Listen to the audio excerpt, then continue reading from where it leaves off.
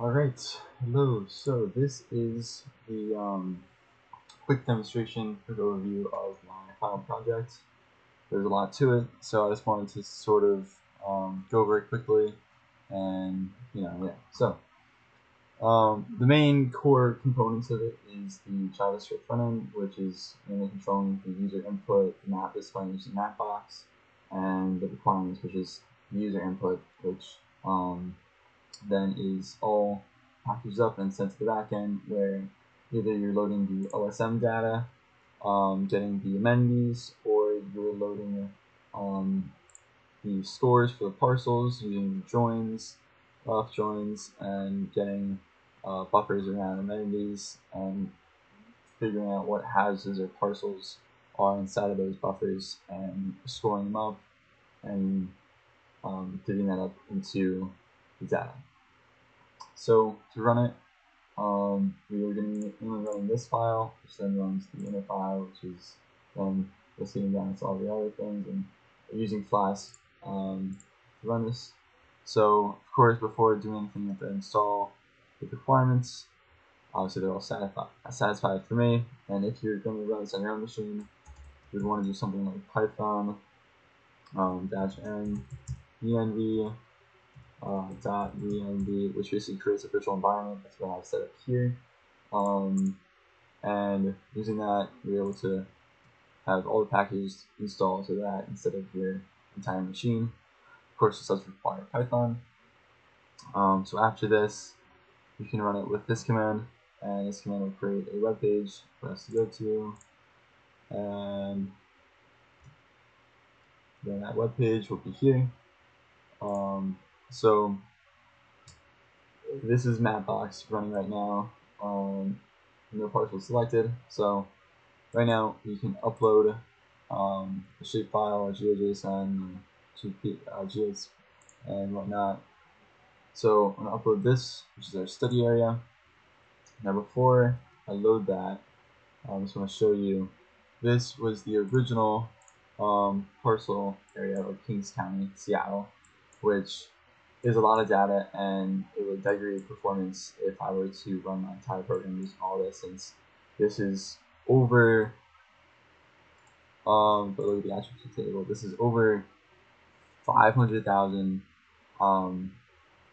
IDs and items, and that's just a lot. So instead, we have the Seattle parcel study area, which is a much smaller area, much more viewable and easier to work with. So of course we didn't want all the commercial buildings, so they give us so much data.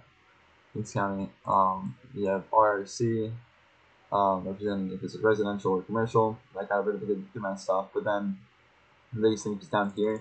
This is saying it's a duplex. A bunch of others might say that it's a single family residential use zone, and I was able to use that to use that SQL query to only get the ones that I want. So you can see all these buildings here. These do not count as residential buildings because they are more businesses.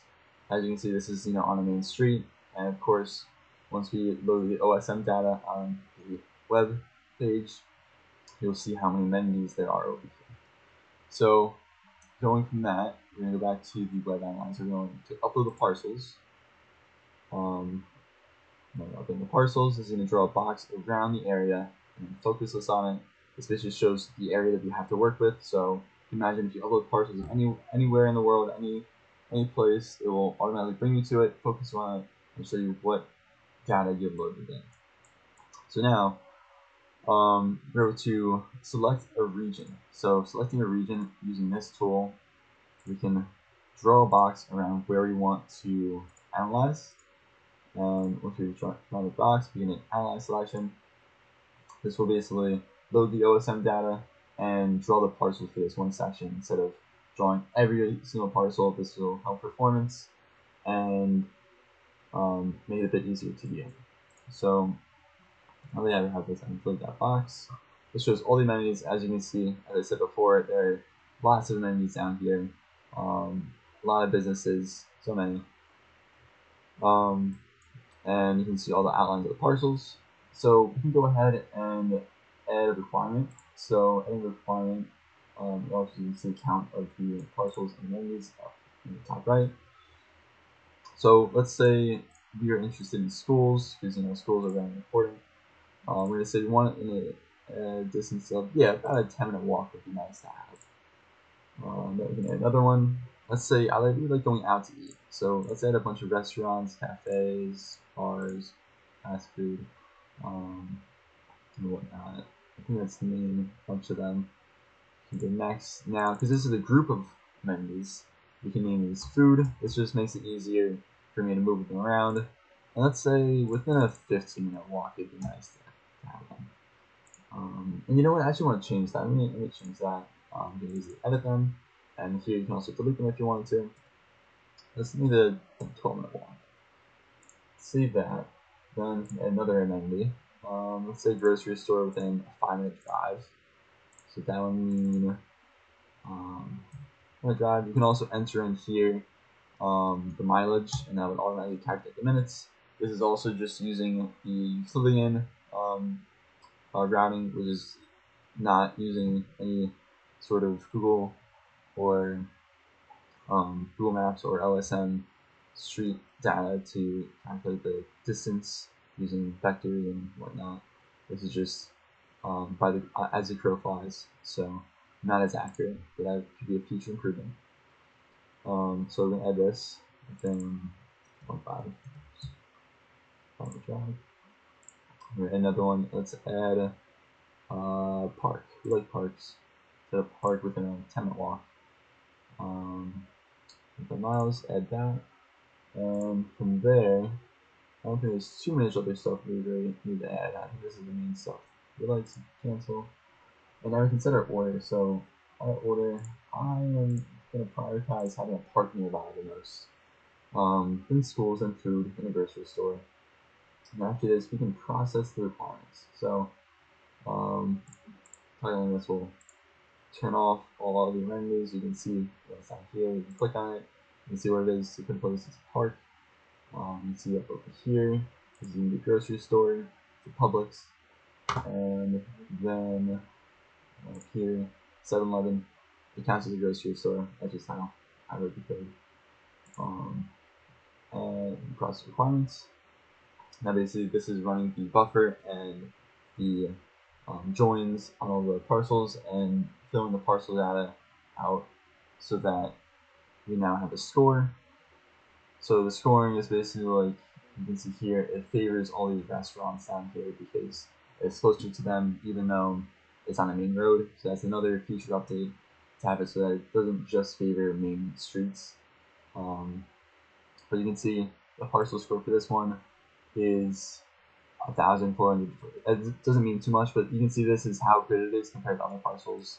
This is basically normalized on a scale from 0 to 100. It's the lowest and the highest. So it's a very good score. You can see how many of each amenity is nearby. Of course, it degroups the food and then breaks it down into these. So you can see how many close by, schools, and from that, we are then able to scroll around. You can see it gets lighter over here as there's less stuff close by. As you can see, grocery stores, almost anything around here is within a 5-minute drive. So that will definitely show it. And you can sort of see from this data the main hubs of this West Seattle, like up here, and down here. And what's even more interesting is that you can output this as a GeoJSON. So we're going to do that right now. We're going to download the GeoJSON. So it's downloading from Chile. And we'll name this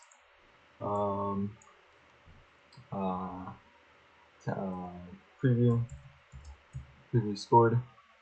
And we're going to save this. And then from that, we're going to go quickly and just copy the path. Copy as a path. We're going to run back to view. We're going to go tools,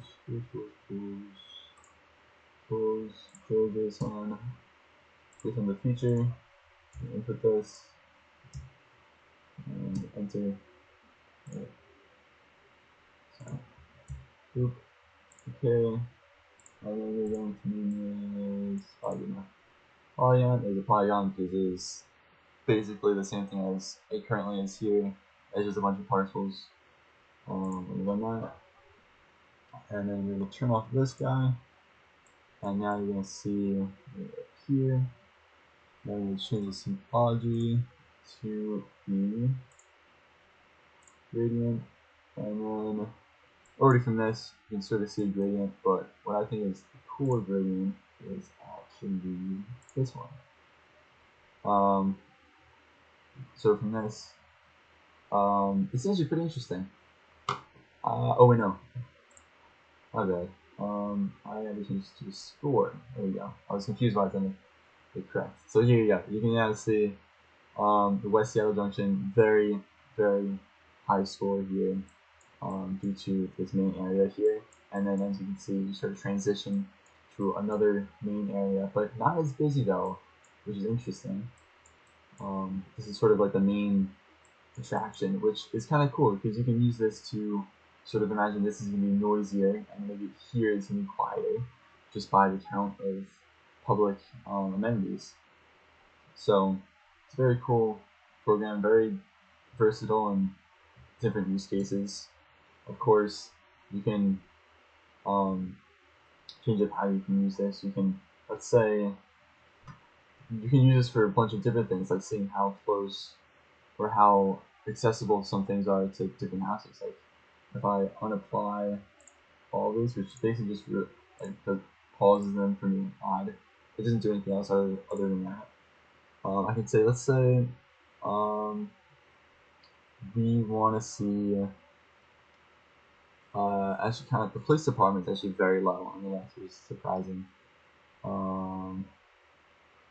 See somewhere down here. Sorry. Here, police station. Next. I'll say within. That's another thing that I would want to do is right now I'm saying within a 10-minute walk, and if it's within that, then it gets a good score. But it'd be cool to have it like as the closer you are, the better the score is, and the further away you are, the worse the score is. Right now it's sort of a yes or no. So I'm gonna add. I'm gonna make this top priority. Just you guys up. You can process it, and you can see this is the only police station in the whole area. So from that, everything else is going to get a pretty bad score, and you can see this is the circle that it creates. So it's interesting. All these guys are just 0. All these guys are 100% pretty much. So, but yeah, you can do a bunch of other stuff, of course. Police station. I don't know how to say it. But yeah, that's pretty much it. The whole overview, which gives you the heat map. You can upload this map, use it for other stuff. You can do things like, well, I don't want to be near transit stops because they're noisy. So you can go ahead and put in a transit stop and hit next and say, I do not want to be within a 5-minute walk of a transit stop. I can add that. Make that our number 1, and it's already pretty much our number 1 since everything else is not applied. And the process requirements, you can see there's a bunch of transit stops everywhere, so it should be pretty interesting. And as you can see, these are main streets. So if you want to be on, like, arterial roads and whatnot, then this will show you that. So this is interesting. So these scores over here are much better than here, where these aren't really the best. And whatnot. But yeah, anyways, that's pretty much it. Not too much about it. So yeah, thanks for watching. I know this might have been a long video, but yeah, thanks. 14 minutes. Oh gosh.